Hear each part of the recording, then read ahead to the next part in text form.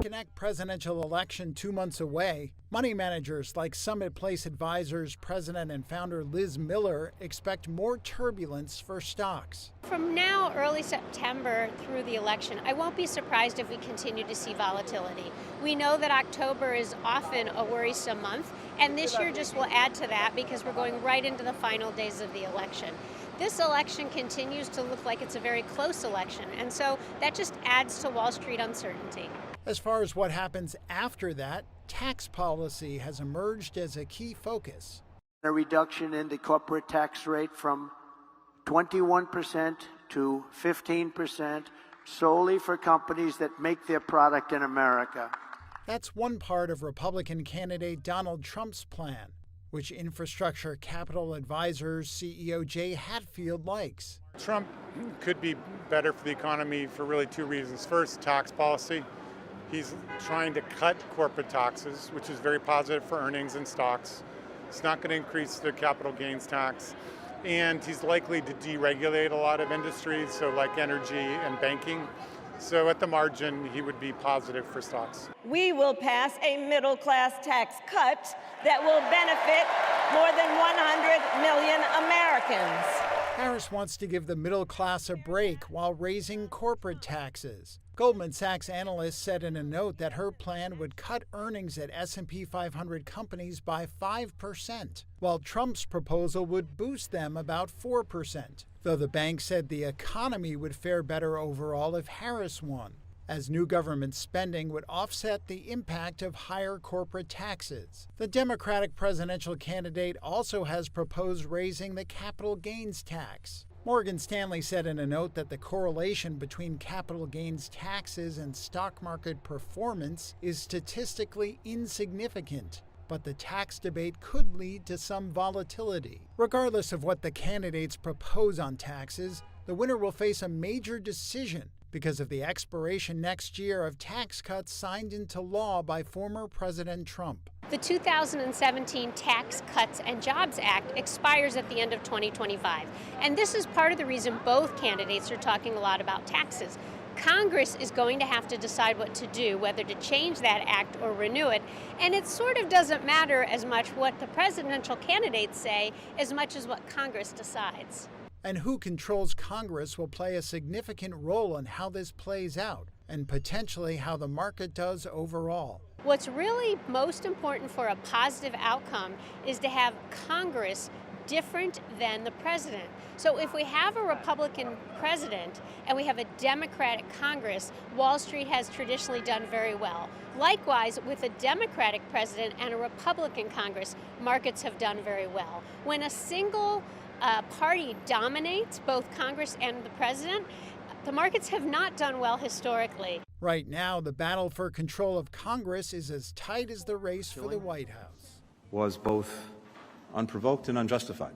U.S. Secretary of State Antony Blinken on Tuesday demanded an overhaul of Israeli military conduct in the occupied West Bank after the fatal shooting of an American protester against settlement expansion. No one should have to put their life at risk just for freely expressing their views. In our judgment, Israeli security forces need to make some fundamental changes in the way that they operate in the West Bank, including changes to their rules of engagement. Those were Blinken's strongest comments yet in criticizing Israel's security forces. 26-year-old Ayşenur Ezgi Egi, who is Turkish-American, was shot dead last Friday at a protest march in Beita, where Palestinians have been repeatedly attacked by far-right Jewish settlers. Israel's military said on Tuesday its initial inquiry found it was highly likely its troops had fired the shot that killed her, but that her death was unintentional. It voiced regret and said a criminal probe was ongoing. A criminal probe is an unusual step by Israel's military, said White House National Security spokesperson John Kirby. We've called for a complete, thorough, swift, and transparent investigation. We'll see what they learn. Egi's family called Israel's preliminary inquiry wholly inadequate and urged U.S. President Joe Biden to demand an independent investigation. This video released by Israel's military on Tuesday is said to show the tunnel where 6 hostages were held and killed by Hamas. It was released to the public after it had been viewed by their families and the Israeli Security Cabinet. Reuters was not able to independently verify the location or the date when the video was filmed. Rear Admiral Daniel Hagari says the hostages were killed on the night of August 29th, and that their bodies were found in the southern Gaza area of Rafah around 2 days later. 5 of the hostages were taken from the Nova Dance Festival attacked by militants on October 7th last year. The killings have sparked outrage and an outpouring of grief in Israel. Efforts to secure a ceasefire in Gaza that would include a release deal for the remaining hostages have faltered. Israel and Hamas trade blame for the deadlock. Mass protests last week demanded Israeli leaders do more for their release. Hamas-led fighters took around 250 foreign and Israeli hostages when they burst into Israel on October 7th and killed 1,200 people, according to Israeli tallies. Around 100 hostages remain in Gaza, at least a third of whom are believed dead. Israel's offensive in Gaza has killed more than 40,000 Palestinians since. An estimated 600,000 people in East Timor turned out in the baking heat for a mass with the visiting Pope Francis on Tuesday. That's just under half the country's population, making it proportionally one of the largest ever turnouts for mass during a papal visit. A sea of yellow and white umbrellas, mirroring the Vatican flag colours, filled the Tassitolu Esplanade. The only other pope who has visited the country, John Paul II, celebrated Mass in 1989 at the same site amid the country's fight for independence from Indonesia. After a brutal 24-year occupation that ended with formal independence in 2002, East Timor now has a median age of 20, according to official estimates. Francis made note of the young crowd during Mass. This reality is revealed to be beautiful in East Timor because there are so many children here. You are a young country in which life is beating rapidly and bustling in every corner. And the presence of each youth and so many children is a gift.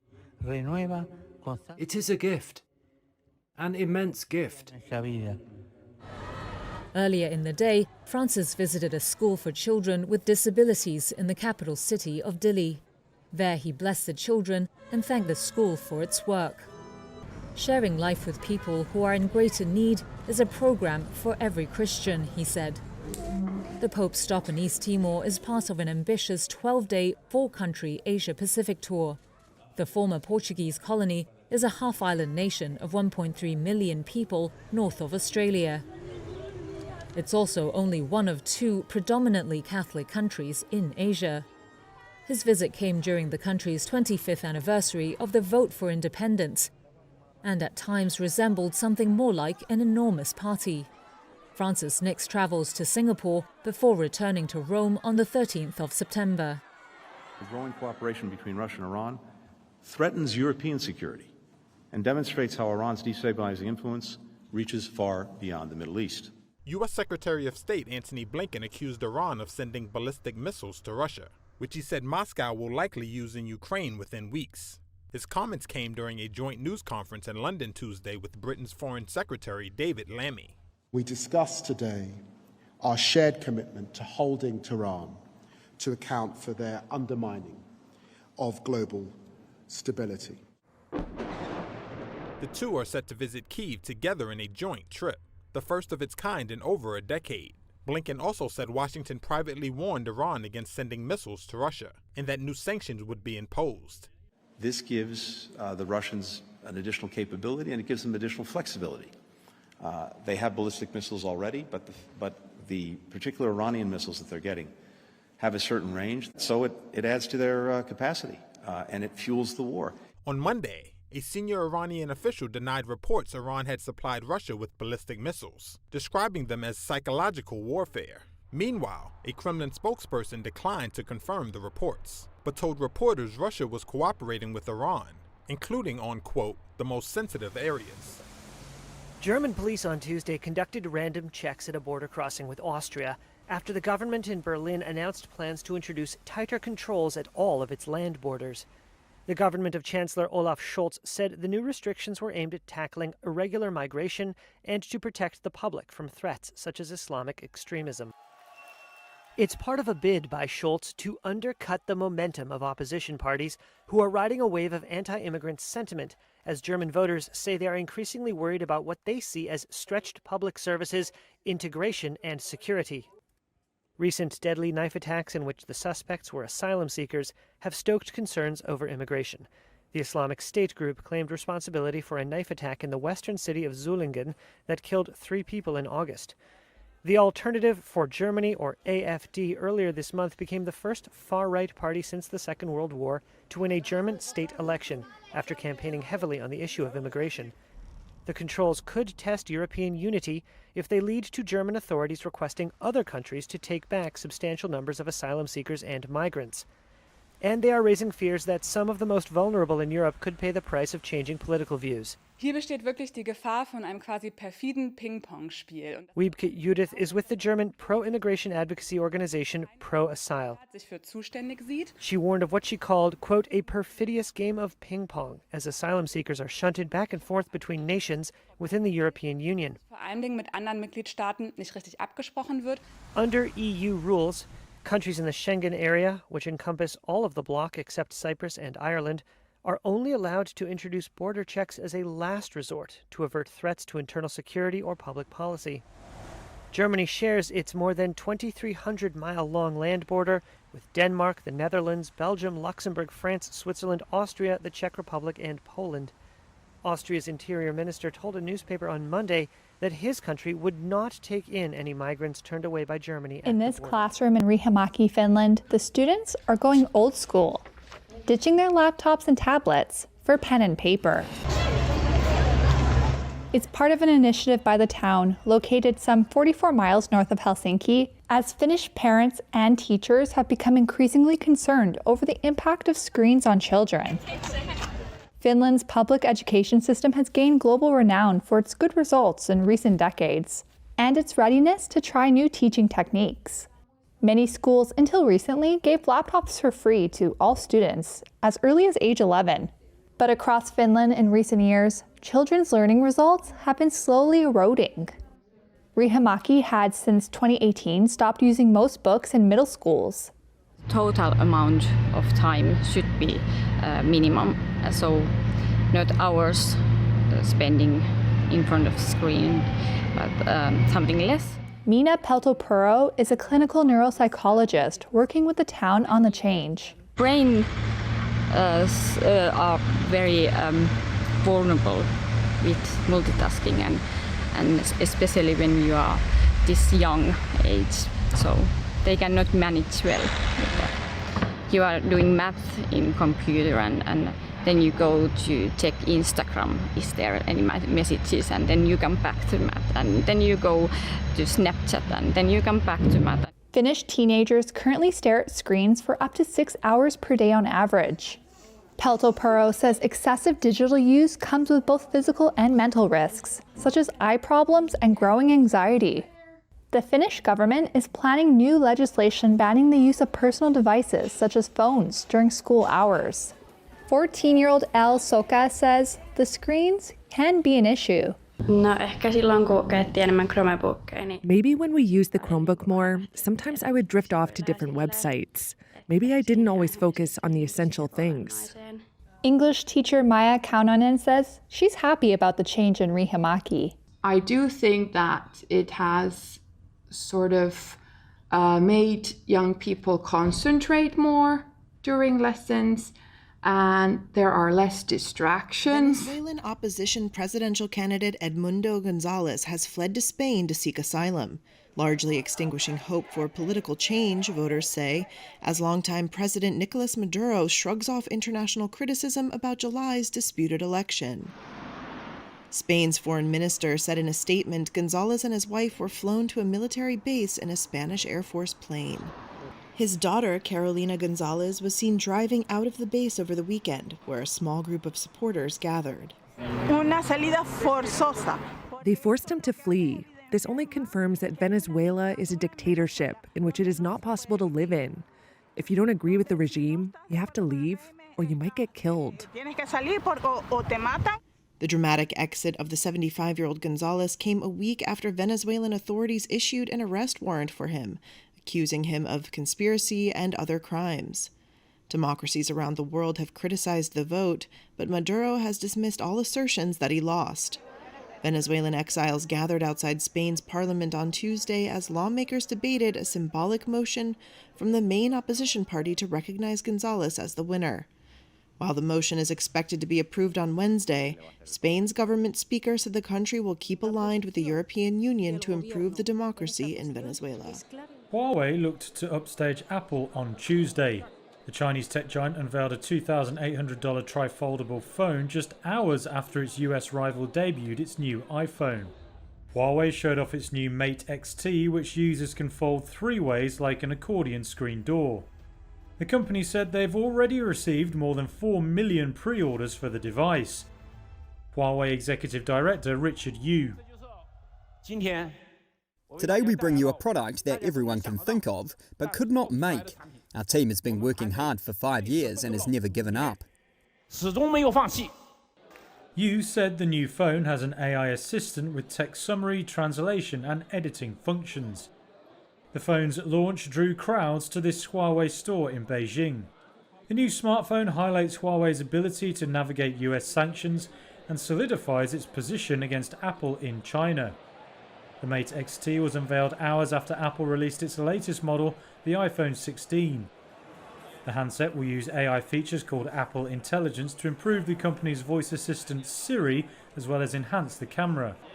Though Apple has yet to announce an AI partner in China to power the 16s, and Apple Intelligence will only be available in Chinese languages next year. Both smartphones are due to go on sale on September 20th, with the Mate XT more than double the price of the iPhone 16 Pro Max. Some analysts argue the trifold phone is likely to become more of a symbol of Huawei's tech prowess than a major sales driver due to the high price tag. As climate change increases hot and dry conditions, wildfires are spreading faster than ever before. But what if we could detect them early? That's what this device hopes to do. This is Pyre, a nature-inspired device crafted from bio-based materials. When it is exposed to a wildfire, its heat trigger transmitter activates, sending out a radio signal alert to warn of the danger. Pyre was created by a team of students from the Innovation Design Engineering program run jointly by the Royal College of Art and Imperial College London. Here is development team member Blake Goodwin. It's based off of natural materials. Think things like wax and charcoals and composites made of those, and then uses those in a novel configuration in order to essentially trigger a power source, which lets off a radio wave that can be detected from kilometers away, tens of kilometers away. The battery-powered PyrePod has been designed specifically for remote and vulnerable communities. It can be deployed from the ground or air, either thrown out of an aircraft or dropped on the forest floor by hand, where it can wait without running out of power. It uses artificial intelligence to cross-reference the location of the signal with existing weather and satellite data, allowing for the prediction of potential wildfire spread. Alerts are sent out to emergency responders and at-risk communities, allowing for quick evacuations and firefighting efforts. At the moment, the prototypes that we have are trending towards this graceful degradation target, where we can have something that can be dropped out, like you said, set and forget. And then eventually, when it does trigger, when the fire does happen and the pod burns up, provide minimal environmental impact, nothing on the scale of plastics or plastics pollution. The device has already claimed the prestigious James Dyson Award in the UK, but still needs further testing on the ground.